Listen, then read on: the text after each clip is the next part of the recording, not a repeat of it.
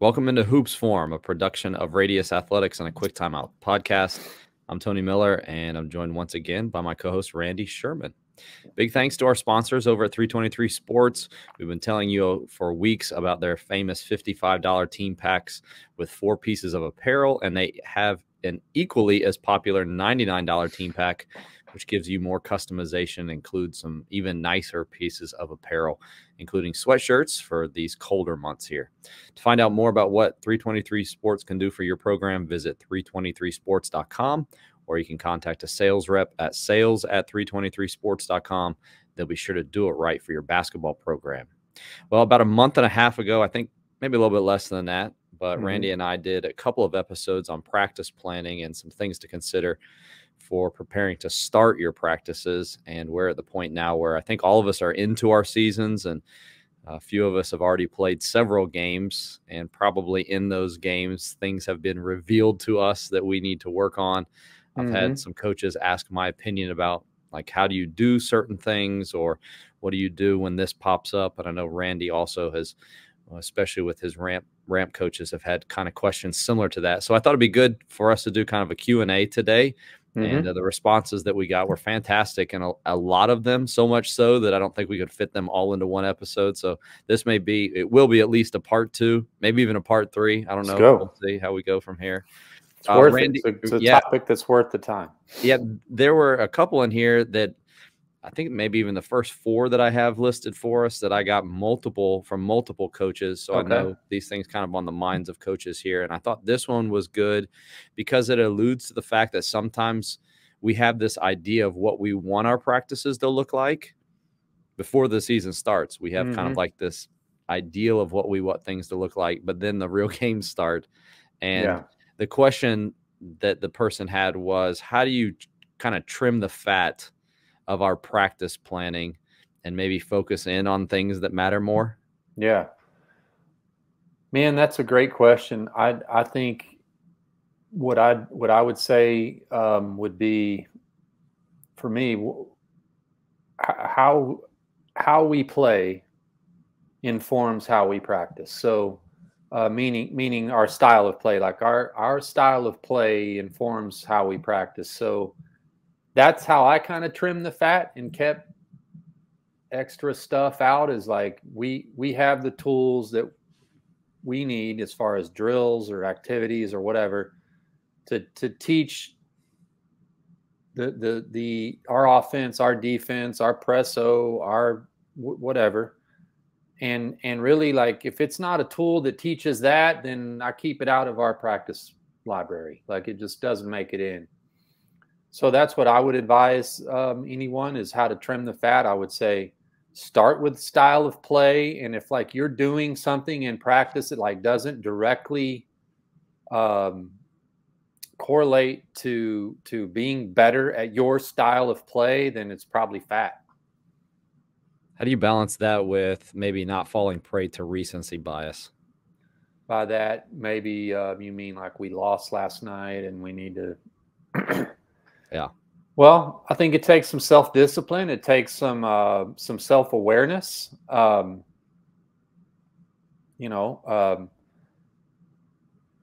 think what I evolved into as a coach was someone who was like, my answer to myself when I asked myself questions would be, we lost last night because we're not good enough at what we're trying to do yet.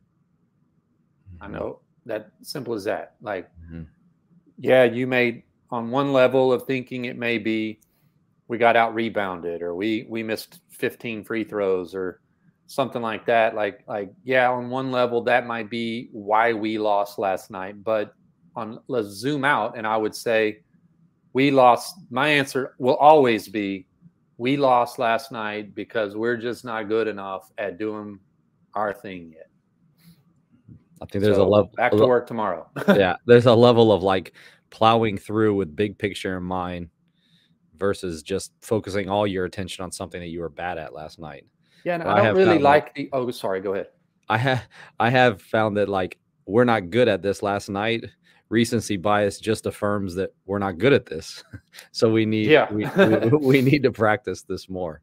Yeah. So I think the key was like what you said, that awareness of what my team actually is, big picture wise, versus just making rash decisions based off of one thing that happened. Yeah, and I also hope that like we have some self-awareness, meaning like, is the coach at Southwest Missouri Teachers College when they go play Duke in Cameron after, in one of the, like, is we lost last night because we didn't rebound last night. Like what, like we got to, I mean, we played someone better. That's why we lost. Yeah. Yeah. This one is a kind of an organizational topic: pen and paper, spreadsheet, or template practice planner. Oh, like as far as like what I prefer or what I did. Yeah. Man, I'm kind of a combination of two of those. Like a plate that has these sort of like headings on it for like, different periods in our practice. That below it was like blank white space, and I just kept a bunch of those templates, just made copies of them and kept them on a little tray on my desk, and I would just get one off. And then in pen and paper, I would then with a pen on that template, I would write in what we were going to do. Minutes, this many minutes for this drill or whatever. I would write it in. So I guess I'm a combination. Is that allowable? Yeah, that's allowable. Okay. I would say, just kind of the point behind what you just said, like, don't do what somebody else did. Do what fits you and fits your program. Even the best template that you're going to find out there, you're going to start using it, and there's a pretty good chance that you're going to be like, I don't need X, X, and X, or I wish this had X, X, and X. Yeah. And I think that your practice, I know the question is being asked, but I would just encourage coaches to, like, as you coach longer and longer, like what fits you, both your style and also what fits your program, like what matters to you guys. And that may determine what's there on that sheet, whether that's something that you track or boxes to fill in or whatever it is. And I also think too that that's just sort of like a personality driven thing. Yeah. Sometimes like a coach, I've seen some really good coaches who, they're just doodling stuff down on the back of a piece of paper that they wrote, and that's kind of like their plan. And then I've seen some that have a spreadsheet with more details and boxes than you could imagine, and the practices are kind of meh, like it's kind of, so it's really just what you feel comfortable with. That's what I felt comfortable with, is just a template, and then I would write in with pen. All right, so you start planning that practice with that template, but now assigning time segments to or attention to. And several coaches asked, how long do you keep your drills or small sided games or whatever you do? Do you feel like that's something that you like to lock yourself into a time frame, or is it play to a score, or do you just until feel like they've got it and move on? Like, what are some of the factors that go in determining how long those segments are? Yeah, I think that's a trial and error thing that you'll kind of get a gauge with experience of how long is sort of too long to keep attention and focus on a certain drill or activity. Just constantly revisit that. If you're feeling like in practice, like, this could have been 12 minutes instead of 18 or something, like, just adjust as you go. My personal style, I guess, if that's what you're asking, is I was kind of like really true to the plan. Like if I had it on the plan for 8 minutes, that's what we're going to do. Not even if it didn't go well, I'm not going to, stick with it longer. And I tended to stay true to the plan and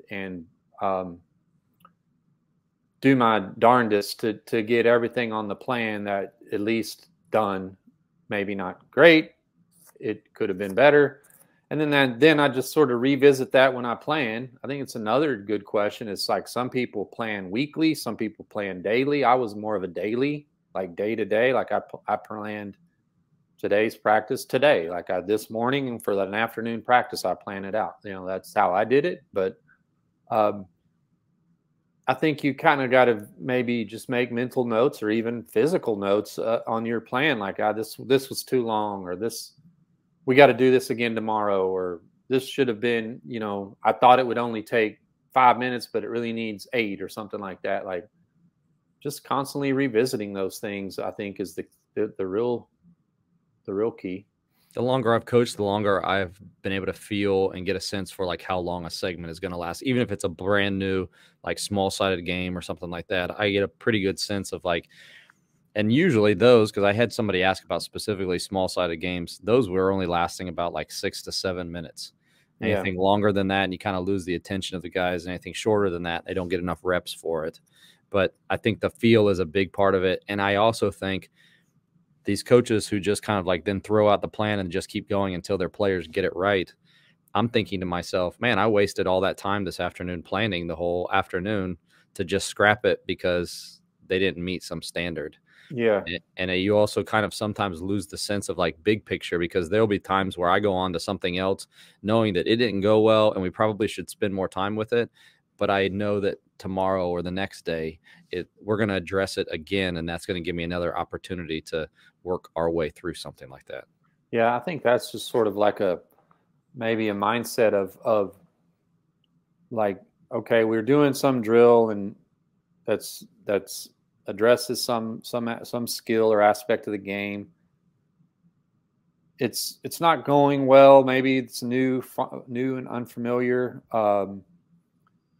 Got a few players who maybe are, slower on the uptake with it or whatever.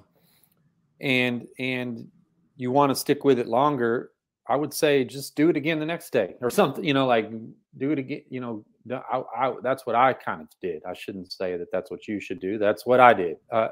I also view as improvement happening through practices, not today. We got to get this today. Like we got it some today, and then tomorrow will be a little bit better. And then 2 days from now, I'll forget I was ever even bothered by how we were getting it, because now we've got it. It's kind of like just more of a patient approach. I think a lot of people, maybe it's because they're more crunched for time than I was as the coach, just like want some sort of guarantee, whether that's like do it for this amount of minutes and your players will get it. Like that's silly. And they want this to be addressed today with this drill so I can move on. And that's just not the way coaching works. Yeah. This next one I saw you address on Twitter a couple of weeks ago. You had a post, and I know it went along with something that you've addressed previously, but I have kind of 3 parts to it, and I'll go one at a time here. But how do you feel is the best way to involve your assistants during a practice? Well, I think the best way would be the way that works for you and your program. The way I did it would be I tended to either, or kind of even at the same time, have a coach that was more defensively inclined. Myself was more offensively inclined. So that can be one way to involve your assistants, is like you're leading the defensive segment, I'm leading an offensive segment. Whenever we're in a combined segment, we're kind of coaching that side of the ball, at the same time. Another way I've done it is positionally, like if a coach that is better with bigs, post related stuff, but a coach that's better with guards, you can divide it up that way. I would say though that like I see a lot of coaches who have some manpower and don't use it, meaning they've got a few assistants in the gym with them, but they themselves, the head coach, are just leading everything. They're reticent to sort of say, okay, we're going to do this drill, and 8 of y'all are going on that side, 8 of y'all are going on that side, and you're going to be with Coach A, you're going to be with Coach B, I'm Coach C, and I'm in the dot in the middle of the court just watching both. They're just reticent to do that because they think they're the only person who is competent and capable and can solve problems and issues. And if they don't watch everything, they won't see everything. And so it's just a control and confidence thing. But I would say that, man, if you got into coaching and you're now a head coach, you were probably an assistant at one time that was either utilized or not. So don't forget how that feels, and and I would say if you just sort of went straight to head coaching, and didn't serve much time as an assistant coach, I would say that you're missing out on more input, more eyeballs, more feedback to your players if you're not utilizing not only your manpower, not to change the subject, but also your facility. Like, why are we doing everything with all 12 of us with one coach and 2 assistants watching on one half of the court when we got 6 goals in the gym? Mm-hmm. At least the other half of the court, or maybe some gyms have 2 courts run parallel to one another in their practice facility. Like it's just a way to get better student-teacher ratio, right? Like, use your facilities, use your manpower, by thinking of ways like how can I use my resources, be they physical or human. But I think the main reason why coaches don't do it is they just want to watch and control everything. Did you encourage or allow coaches to jump in during a drill, or was that something that you wanted them to do one-on-one? By jump in, you mean like, whoa, guys, hold on. Yeah. I didn't like anyone to do that, including myself. But sure, I would allow it. I mean, not a dictator. But I'm hesitant to stop it in myself. So I would hope that they would model that from me. And it's like, hey, we got to coach on the fly during transitions, and players have to sort of listen while they're playing too. Like, while they're like that's also. Now there were some sort of, like, I think as a coach or even a teacher, there's a skill you develop of, like, okay, when is it clearly evident that, like, this is not working and not happening, then I'll whoa and step in. But I'm hesitant to do that myself, much less anyone else. So yes, it's good. Let me ask about, you kind of addressed that a little bit, but how much talking or teaching did you do in comparison to just letting guys figure it out? I would say as necessary. I mean, I think what my motive was I understand if it's the first time they're being presented new material, it might be instructor intensive in the practice. It's a learning day or a learning period or something like that, where we're talking, we're walking through, we're being presented new information. I just think as a coach, I felt like a lot of that meant we were falling behind because we're not playing basketball. We're standing and walking through and talking. A certain percentage of it is necessary. I guess what I would encourage anyone listening or watching would be, like, that should feel like, okay, like a necessary evil, right? Like, okay, we got to go through this today, and we kind of slow down and teach it. But, like, tomorrow, hell no, we're going. Like, you know what I mean? Like, but I think there are some coaches who they've got maybe a habit or they just like to talk or give clinics. So, like, they just stop and explain too much instead of letting them figure it out. It kind of goes back to what we were saying before, as you said, is like, you've got to kind of coach on the fly, and players have to sort of, like, listen while, not stop, right? Speaking of talking a lot as a coach, this next one here, film and practice. How long? How short? What's in the clips? Do I film or filming? Well, practice? Just film and incorporating it into practice, and that's going to be. I'm going to have that as a follow up. So just address, like, it could just be game film or film that you recorded at practice, but then now you're watching. But now that the season has started, so like a film session. Sure, like a film session. But I have some coaches I know use that, especially if things didn't go well, to now we're going to watch a long session.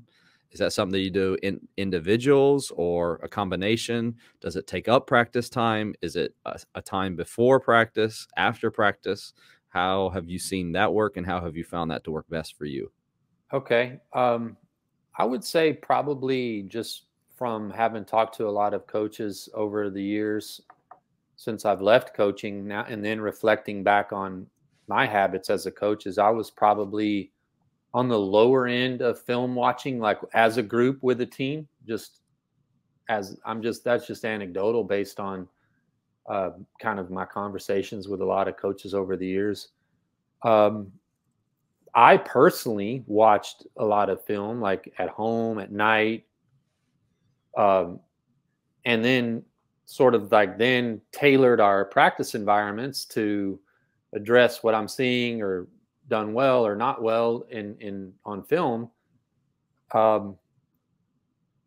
would say maybe 20, 30 minutes a time, maybe 2 a week would be what I did. I would, if you asked me what it took away from, was probably on court time. You know, I didn't sit down, like say with like a bunch of film on our opponents a whole lot. Every once in a while I would, especially if it's an opponent that, like, maybe like in our state, we play our district 2 times, home and away. And maybe we played them once already. Now I might spend, and we're going to play them for the second time. We might look at our performance against them in the first time in an edited format, but I'd say I'm on the low end there. But what I have found, not only in doing film sessions with coaches, but also with my teams, is that let's edit it. Like have a topic, have a playlist of, like, instead of just watching raw game footage, like where there's stops, we got to fast forward through referees and cheerleaders and halftime and timeouts. Like, let's pull clips.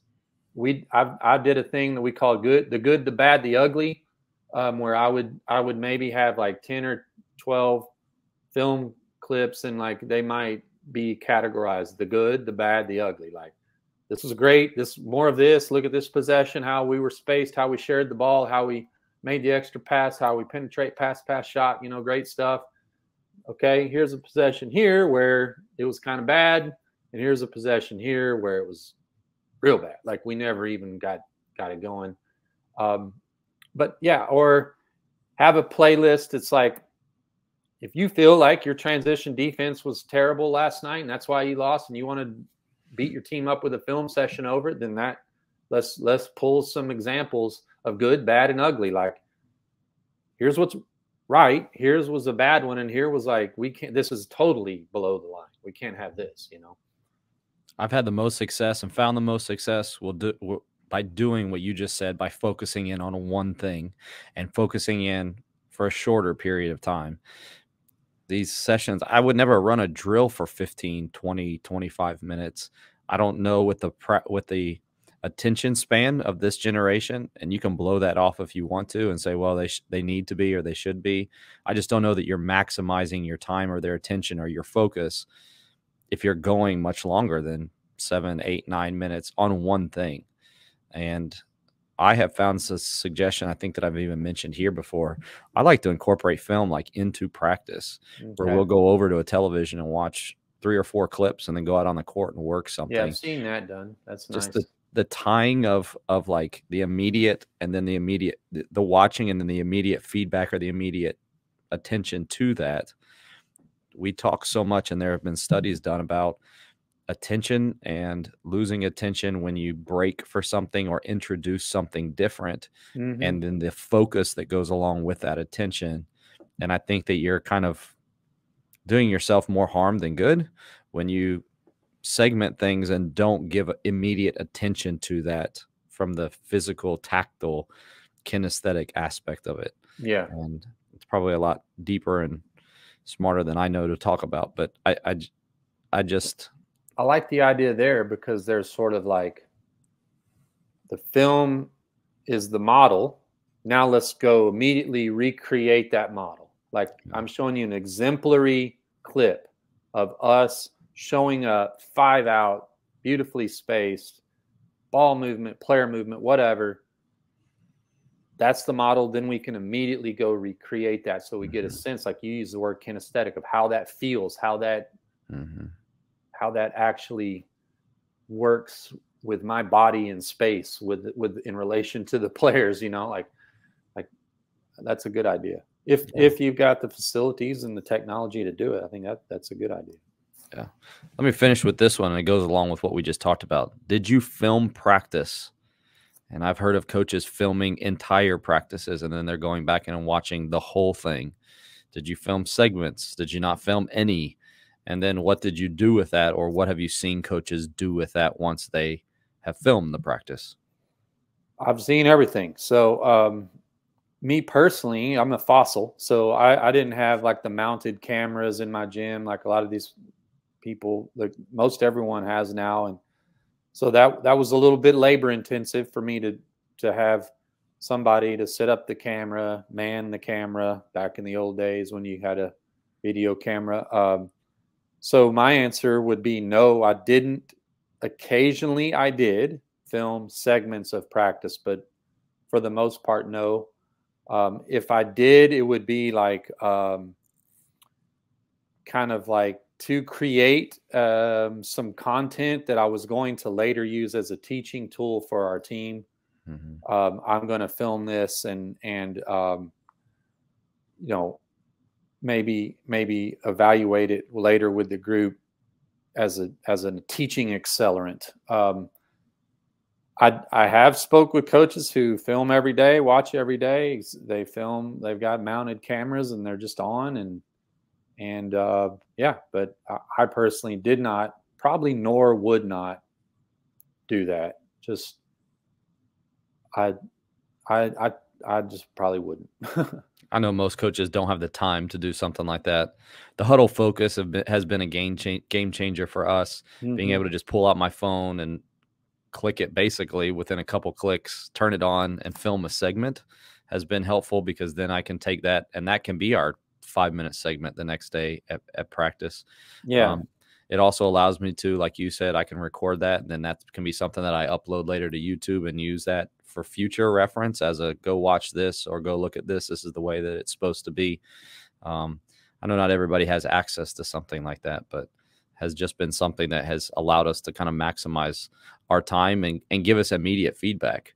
There is the capability for you to record and then immediately watch that. And maybe that's how you incorporate the film into your practices. So yeah, technology has kind of changed that. I know not everybody has access to that, but sure, just kind of incorporating that component into what we already talked about how can I give immediate feedback that the players can see and then make the adjustments there out on the court has been helpful for us. I'm going to sound like the old guy in the room, but I kind of wonder if, like, I'm not going to get too philosophical, I promise, but like I've kind of noticed just in my interactions with social acquaintances and people now that like we have sort of an erosion of attention and memory. I'm not talking about kids. I'm talking about full grown adults. And it's probably due to the cell phones and that everyone, but like, I wonder if I guess like I could remember things that happened in practice and I could think, like, are we not flexing that muscle if I'll just watch the film later. Like, sure. Like, you get what I'm getting at? I don't know. I'm not trying to sound like the old guy in the room, but maybe I do. And I am the old guy in this room, but I would say I can see and I can remember. That's, like, that's why I can do that. Yeah, that's good. No, I agree with you. So only about 5 things today, but that's because we have plenty more. We're going to let's don't go overboard. Let's save some of these good questions for another episode. We probably got at least one more episode, maybe another one. And if you are watching or listening and you have something that you would want, we still have a couple more weeks with this, so please feel free to send in that. You can send us something on Twitter, or you can reply to one of these that you see here on YouTube or on Facebook. That'll do it for this week. Appreciate all of you who joined us for the live show. If you missed any part, you can go back and watch the full episode on YouTube. Just search Radius Athletics. If you're more inclined to listen, you can go to any podcast platform and search A Quick Timeout to find an audio version of the show. For Randy Sherman, I'm Tony Miller. Thanks again for all of those who joined us this week and then also who submitted questions. We'll talk to you again next week on Hoops Forum. Hoops Forum, a production of Radius Athletics and A Quick Timeout podcast. I'm Tony Miller, and I'm joined once again this week by my co-host, Randy Sherman. Big thanks to our sponsors over at 323 Sports. We've been telling you for months now about the 323 Sports $55 team packs with 4 pieces of apparel. And they actually have an equally as popular $99 team pack, which kind of gives you more customization and also includes some nicer pieces of apparel, including sweatshirts for these colder months. To find out more about what 323 Sports can do for your program, visit 323sports.com, or you can contact a sales rep at sales@323sports.com. They'll be sure to do it right for your basketball program. Last week, we had part 1 of a Q&A episode on practice planning, and we didn't quite get to everything. So we decided to kind of stretch this out a little bit. And so Randy and I are back to kind of answer some questions that coaches submitted, some really good ones last week. And I think we have as equally as, I don't know, challenging, but thought-provoking. And I think some very practical things that will be helpful for coaches. We got a lot of questions too. That's good. We had enough to do part 2 today. So appreciate all the questions. Yeah. The responses that coaches are giving, really thinking through things, I think, trying to be more than just kind of surface level, which is good to see and good to hear from coaches. Let me start with kind of big picture here. I was kind of got not this specific question, kind of alluded to it. Randy, do you think that it's better as we start to formulate practices to kind of reflect more of like our games, and we're entering now into the cycle of game, practice, practice? Do you feel like it's better to split up segments whether that's like a blob, ATO, transition offense, half court defense, transition defense, or to combine those things together? Well, I've done both. I would say, for the sake of efficiency of the minutes you have on the gym floor, I would encourage coaches to combine things to where you're that way you can give reps to other phases of the game, kind of in a hidden fashion, right? Like we're actually working on maybe sideline out of bounds, but we're going to run our sideline out of bounds and go here, there, back, meaning like we're going to run our sideline out of bounds. That's the team that's on defense gets a rebound or gets scored on. They're going to go there, transition O to O. That means transition D to D for the team that had the ball first, and then we're going to go back. So that's kind of what I started doing with working on things like you mentioned, the slobs, the blobs, zone offense. Like I really wanted to avoid like the half court habit of practice planning, to where you're just on one half of the court, 10 guys active, like at most. And, I like it going up and down a little bit better. Were there any advantages or times that you did break things up? Yeah. Like kind of put those things in isolation. Yeah. Like, a lot of times what I would do with like if I was going to install something like a baseline out of bounds, a sideline out of bounds, or a special situation set or something like that, is I would do it in pre-practice. So like that period of time when players are coming out of the locker room, they're tying their shoes, getting ready for practice, and I would just start sort of like, before we started our dynamic warm up and got into things, I might do like just a quick walkthrough of okay, we're going to put this in. Give me 5 guys or 5 girls, and we're going to run through this, and then didn't do our warm up, and then maybe hit it in that first period right after our warm up in our transition block with a little here, there, back with what I installed in pre-practice. I felt like the breakdown was more helpful when I was trying to like teach things, or if I needed to correct specific things. But we very quickly then jump back into the 3 possession or the 5-on-5, or just so that they get the game context. But I think sometimes, the breaking things up allows them to eliminate other stimuli that maybe can distract from what you're trying to focus on. I also think too, like if you're that's a great point. I think too that like say it's a set play that you're wanting to install or walk through, and you do it in a very controlled fashion. Like, okay, Tony, you're the point guard. Take the ball. You go up top, and like you do it in a very controlled fashion in that practice setting. But that's not how you're going to have to do it and get into it in a game, right? You're going to have to like do it with a little bit of resistance, and it's not. You're going to have to find that formation, be it horns or box or 1-4 high or whatever. So I think doing it with a little flow helps like really make it more like, it exposes like the challenge of just getting into something like that versus doing it in a very contrived way of like, here's the ball, run horns 2 or whatever, I think that leads me perfectly to the next thing that I want to ask you, and that is several coaches ask about transitioning. And I think probably the bigger picture is like flow of a practice. Yeah. And instead of those segments that kind of choppy and we stop this, now we're on to the next thing. Yeah. How do I get my players to flow to the next thing, to flow well, to transition in their mindset? Any ideas for improving the transitioning throughout a practice? I've got a few, and they all come from trial and error in my experience of having practices that didn't flow well and like wanting to get better there. One tip I would give that I started doing, and I actually like changed the headings on my practice planning template when I sort of evolved and stumbled into doing this is I kind of like grouped all the small sided games or drills we would do as either 2-player, 3-player, or 4-player, meaning that's the active number of active offensive participants. So if it's a 2-on-2 on a side, that's a 2-player drill. If it's 3-on-3 cutthroat, 3-on-3 get back, 3-on-3 ping pong, something like that, those are 3-player because there's 3 active offensive players.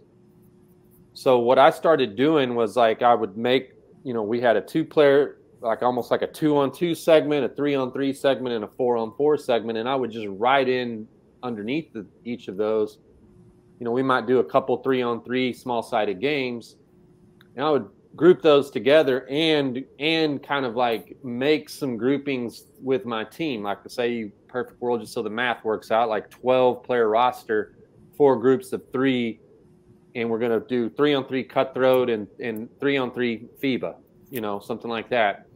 We're going to do both of those together. So we aren't bouncing, okay, get in, find you a group of 3, now find you a group of 2, now find you a group of 4, now get in 5, I put everything in that grouping together. So I could we already had our little trios, and I just like, okay, now we're going to go 3-on-3 get back. Now we're going to go 3-on-3 cutthroat. and we didn't have to like, it's all packaged together. And then after a few 3-on-3 drills, we might do some free throws and water break and come back and do the same.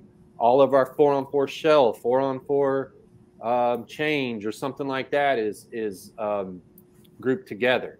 So we're not having to bounce around between 2, 3, 4, 1, 2, 3, because I think you lose practice time, like just on a very granular level of just organizing and setting up the drill and getting partners assigned or something like that. Like, I don't want that time to leak out of our practice.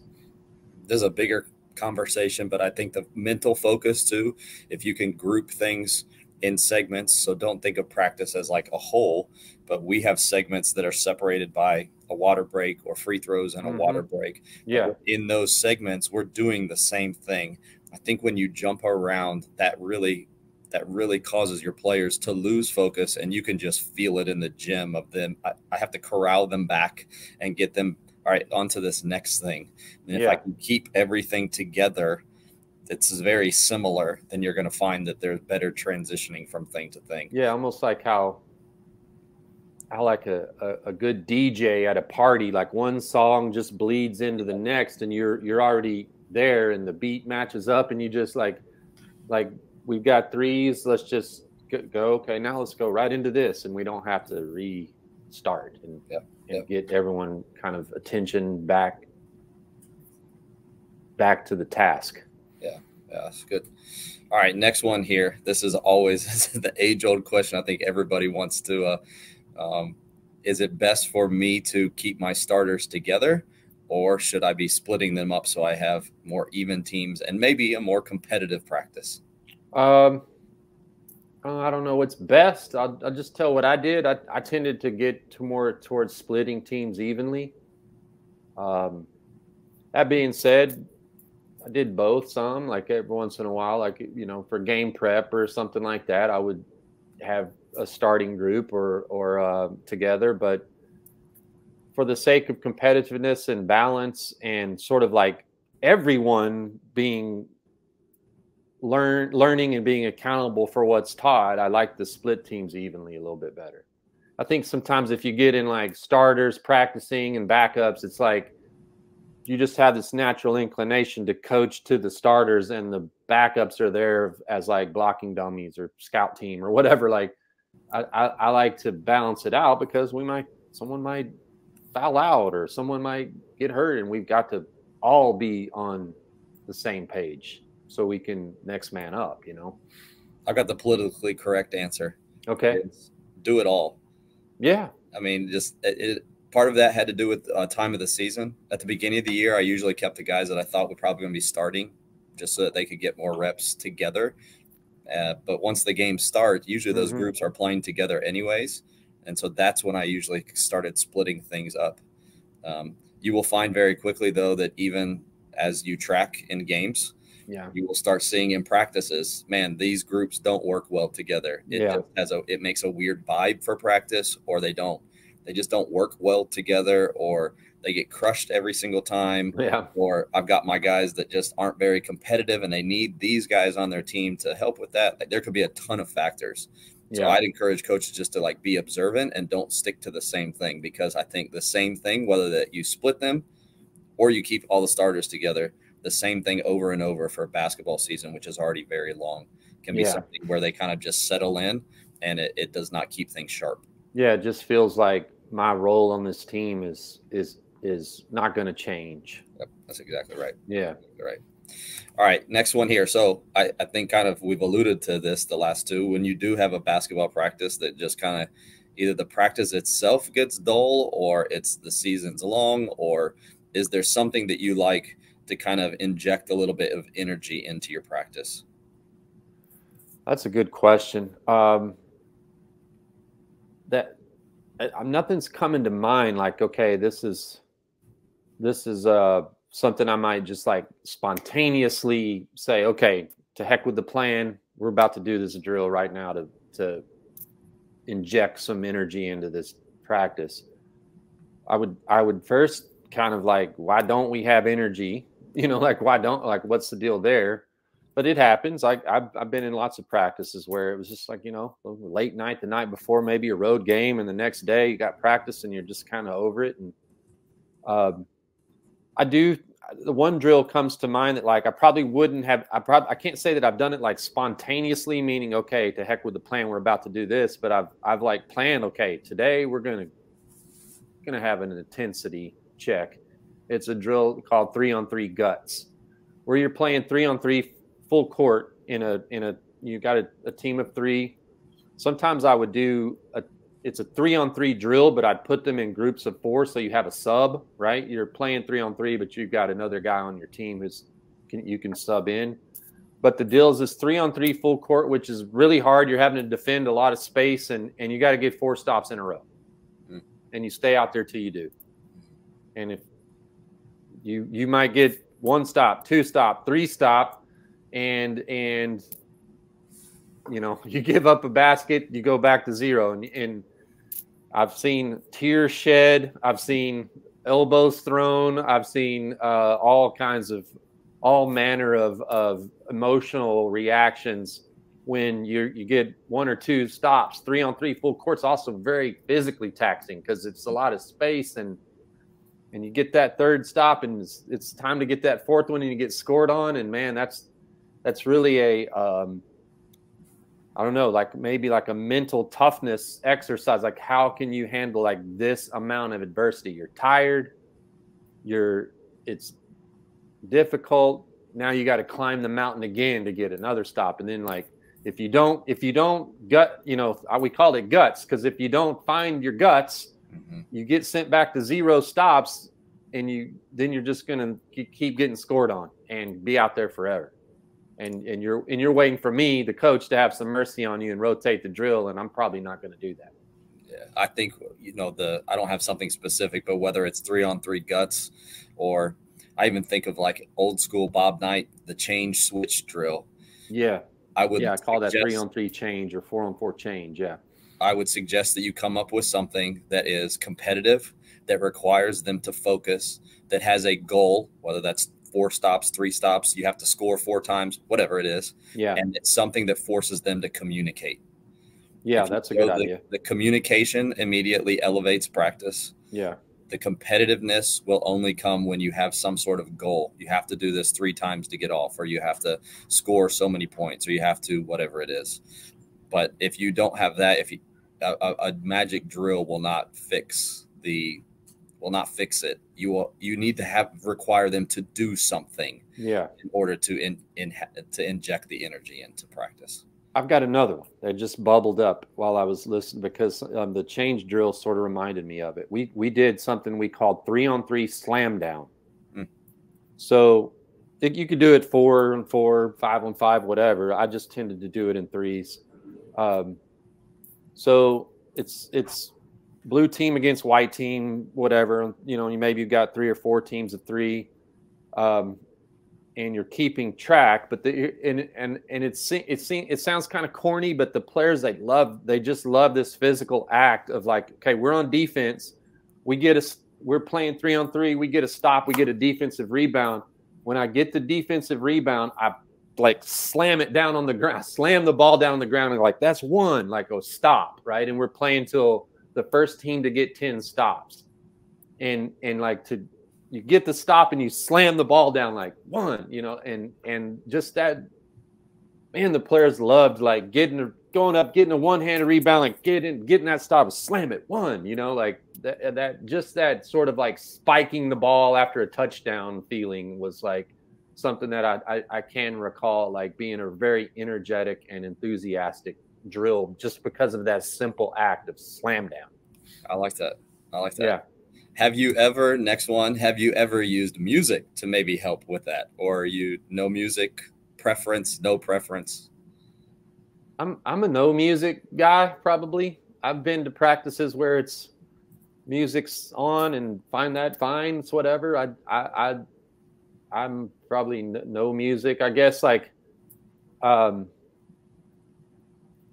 it could maybe something I could have done like or tolerated it in certain drills, or like like just a shooting drill, like we're just shooting and there's music on, like I'm not really instructing, we're just getting volume shots or something like that, music on. I don't want to talk over a bunch of noise or like that, but I get it, I've seen it happen, but I'm probably on team no music. Old guys like us probably don't care about this and will probably scoff at this, but I do understand the younger generation, especially during shooting drills. If you do a lot of like shooting stuff, or a 5-minute segment, or we'll have sometimes when we shoot for 20 minutes, and you can just feel kind of in the gym, I'm pretty sure we could elevate things if we at least had something going. But to your point, like I don't want to be talking over something that's blaring or whatever. So like you're yelling over the music and you lose your voice, or like you just sound terrible. Like I'm good on that. Yeah. So that leads me to the next thing. I just brought it up, but what do you do for shooting? Do you like more of what we would refer to as the block shooting on air, or do you want something that's more game-like? Yes. No, I did both. I've kind of developed this little rhyme over the years of shooting is the only skill that gets its own drill, meaning like we're probably not going to do a passing drill, we're probably not going to do a rebounding drill, but shooting is the only skill that gets its own drill, meaning we will do some just like isolated volume shooting, catch and shoot, just repetitive shooting. That's about the only skill that I think elevates to that level of importance to put it in isolation like that. You know, Tiger Woods still goes to the driving range, right? Like he's not always he doesn't just play golf. He goes and just swing and shoots, or swing and hit balls, and like that muscle memory, that sort of repetitive fine tuning and tweaking of little things that might creep into your shot, and having someone watch you. And I think that's important. But the game shots are also important. But I would also say that, like, if we're talking about outside jumpers, like jump shots, I kind of want our game shots to look like that, like shooting drill, like just standing there and shooting drill. That's the shots we want, like drive, kick, extra. You know, no one's in our bubble. We're just shooting. I kind of want our game shots to look like that. Right. So, right. Yeah. I'm shameless plug. I will say, just go to my Twitter account. I posted favorite team shooting drill and got a ton of responses. And some people have preferences they want to go 2-on-1. I'm with you. I think there's a combination, a time and place for both. Some people want just breakdown of their offense. So whether that's something drive and kick. I did all that too. Yep. And we do that as well. We shoot so much during practice. I've actually started splitting it up a little bit. We used to do kind of a 20-minute segment at the end. Mm-hmm. I tried this week, before the 30-second free throws or the water break, we will do a 5 to 6 minute shooting drill. And that's where we usually sometimes either we'll do on air, or we'll do a part of our offense breakdown part of it. Again, I would say just like keep things fresh by mixing things up, but make sure that it's related to what you're doing in the game. And obviously from game spots and the stuff we've been saying for years, game shots, game spots, game speed, that kind of thing. So I think the very first like entry level, maybe like graduation from just a block shooting to something a slight bit more game like, and just shooting against a closeout, like just we call it inside out shooting. Me and you are partners. I've got the ball. I'm in the paint. I throw it to you and just run at you with the hand up, and you follow your shot, get it, and throw it back to me, and we just kind of go back and forth, just shooting against, to sort of like get players to sort of gauge their distance of how quickly they can get their shot off versus a recovering defender. You know, it's like very basic. Let me end with this. What was one adjustment that you made over the course of your coaching career that you felt like either things went a lot smoother or better, or it really kind of changed the way that my teams practiced when I made this change? Started posting the practice plans. Like, I've talked to a lot of coaches who they've got their practice plan written up. Maybe they give them to their coaching staff, but their players don't see it.